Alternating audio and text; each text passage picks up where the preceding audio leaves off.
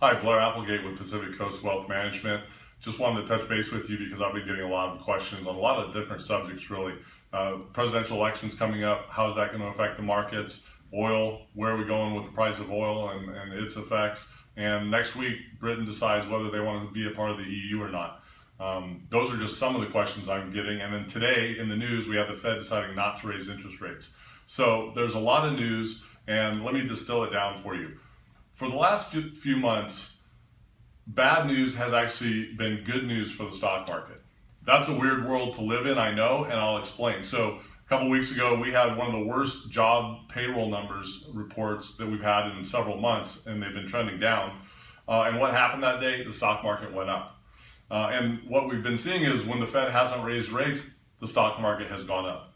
Well, today, the Fed came out and said, well, we're not going to raise rates today, maybe not anytime soon, because the fundamentals aren't that good. And what happened? Instead of bad news being good news and the stock market going up, the stock market actually sold off at the end of the day. And we were within, 0.5% of all-time highs in the stock market. And so bad news has been good news. And when bad news becomes bad news, that's a much different situation. And there's a lot of risk in that. And we've been telling clients, hey, there's a lot more risk in this market than there is reward after 7 years of a bull market and stocks going up regardless of what happened. Quantitative easing, print the money, right? Stocks have just been going up for 7 years. And so what we've been doing is we've been playing a lot of defense. Defense has been winning. We've owned a lot of municipal bonds, a lot of treasury bonds, a little bit of gold on the side, and that's worked. That's made people money, pretty good money, in a market that hasn't made any money and has gone up and down a lot. So there's been a lot of risk, not a lot of reward.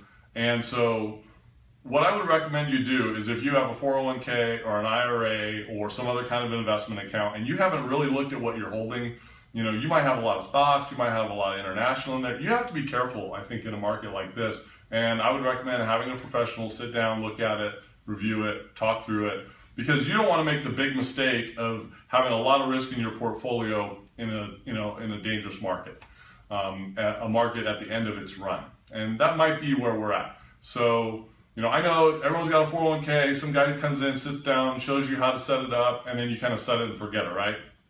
That's not what you want to do after a 7-year bull market. So let's sit down, let's look through what you have, and we'll take it from there. Give me a call, send me an email. I look forward to talking with you. Thanks.